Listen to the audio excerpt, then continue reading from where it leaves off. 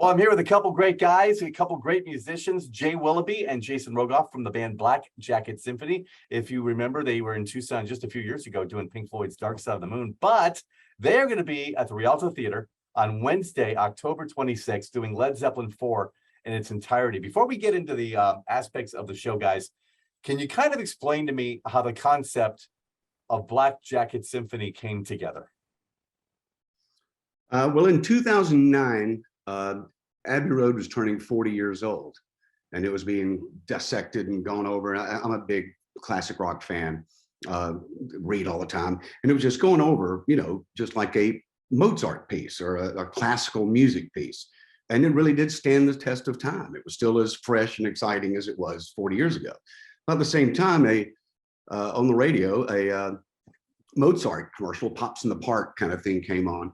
And it all just kind of hit. I mean, because they're tribute bands or cover bands, but nobody goes out and just plays the piece of these classic albums that really are the little symphonies of our generation, note for note, sound for sound, just like you put the record on. I mean, you don't go see a Mozart concert and they don't wear powdered wigs and speak in Austrian accents. They just play the piece. So it was like bulb moment, and from then we've done 42 different albums of all these great classic rock pieces. Where did the Black Jacket come from? You know what?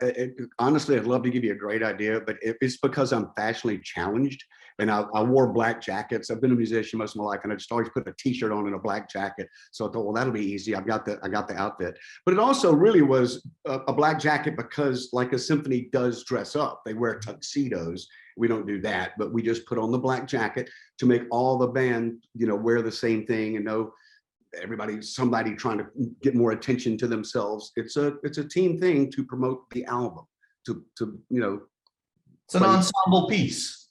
Right, exactly. So how did you two hook up then? A mutual friend of ours. Yeah, a mutual friend. I got Jason in really early because he's the king of production and all things business, and he's a genius at this. So I got him in really, really, really early. So how many members do you have in the group? Or does it depend on the album that you're doing at the time? It does depend on the album, yeah. So, I mean, the most people that we've had on stage, I want to say was 68 when we did, the first time we ever did Sgt. Pepper's Lonely Hearts Club Band. But typically, like for the Zeppelin show, there's 6 people on stage. But yeah, it just depends. I mean, Jay can speak more to it, but we go to great lengths to find the right person for the part, right? And the right guitar player or bass player for one album isn't necessarily the right player for another album. Certainly the same with vocalists. So it really just depends on the album. And like with Led Zeppelin, they had one guitarist, but he overdubbed Jimmy Page. So we'll have 2 guitarists or even more if we need it, to replicate the album. It's not really about the positions of, we got this got to be Jimmy Page, we got this got to be this, it's to replicate the album, whatever that takes. That's what we do. Yeah, so like you were mentioning earlier, they didn't wear powdered wigs when you go to an orchestra, that kind of thing. So like a tribute band, these guys, that's the Paul McCartney guy, or that's the Jimmy Page guy. It's more about recreating the sound for the audience that's there. Exactly. Exactly. It's tribute bands are fun and they're great, and I've enjoyed seeing a lot of them, but that's not what we do. This is a replication of an album, note for note, sound for sound, and whatever it takes to do that. So your band members can change depending on. Oh, absolutely. Yeah. The guy that play a George Harrison guitar part is not necessarily the guy to play a Jimmy Page part. Who's not the guy to play a David Gilmour part. So yes, it's a revolving door. So this would just beg a question from me, because I was talking with Al Petrelli from Trans-Siberian Orchestra earlier today, and he was telling me that they have 2 different versions of the band, East Coast, West Coast. Do you have multiple versions of the band doing multiple albums on tour at the same time, or is it just one tour, one album, and then another leg is another album? How do you guys do that? We do. So the most we've done in a single day is 3 different albums. Oh, wow. 3 different shows, and it's the only way that we do it is with the outstanding personnel and team that we have. I mean, our production crew is astonishing in terms of what they can accomplish, and they really work incredibly hard to make it all come together. So what are some of the albums you guys, before we get to the Led Zeppelin 4, what are some of the other albums you guys have recreated? Well, I mean, just this past week, we finished a full tour of Van Halen's 1984, which was a lot of fun. And right before that, we did some Fleetwood Mac Rumors and some Eagles Hotel California and Queen's A Night at the Opera. Police, Synchronicity. So now I understand that it would take, you can't find one singer that can, kind of like me, I'm a huge Paul Rogers fan, but I just couldn't take myself out to go see him sing for Queen. It's just because you need, there's a certain vocal style. He fits better with his style.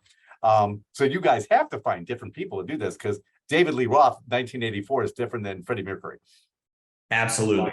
Yeah. And you'd be surprised though. I mean, there's a number of, like, Jay's a great example here of somebody who does a number of different vocalists. I mean, he goes in and does Tom Petty. He does our Tom Petty shows. Jay does our Beatles shows, and sings the Glenn Fry parts on the Eagles. So a very versatile individual. Or schizophrenic, whichever way you want to think. Well, you know what? It's obvious that you guys love classic rock. You like these bands. How do you go about choosing the albums that you're going to recreate? I mean, there's so many out there. You've already done, I think you said 42? Yeah, we arm wrestle. Yeah, and it's usually a tie. We just discuss it, sometimes it's, Jason's, sometimes I'm Mr. Art and Jason's like, nah, come on, let's think of the numbers. Let's think about what people want to hear, kind of thing. So we kind of go through that, and it always comes out, come out with a good product. Well, obviously on Wednesday, the 26th of this month, you're going to be at the Rialto Theater doing one of the most iconic albums of all time, Led Zeppelin 4. What can people expect at the show if they've never been to a Black Jacket Symphony concert?